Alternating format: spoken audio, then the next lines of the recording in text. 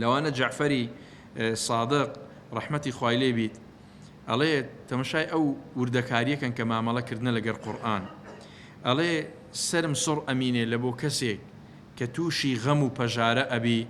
بەڵام ئاەتی پەروەردیگار جەل جەلالوه ناخوێنیتەوە کە ئەفەرمێ لا إله إلا أنت سبحانك إني كنت من الظالمين لبر أوي لدواوي پروردگار فرمي فاستجبنا له ونجيناه من الغم وكذلك ننجي المؤمنين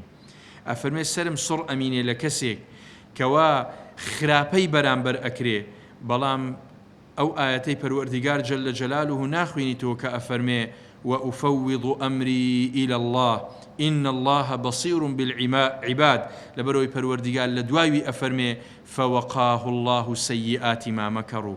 أو مقارنة كردنا أو آية بدوا يكدا هاتنا أو زورة تيجيشتنا نتيجة استماع على قرآن نوك تنها سمع قرآن كما ملي لقر أكريه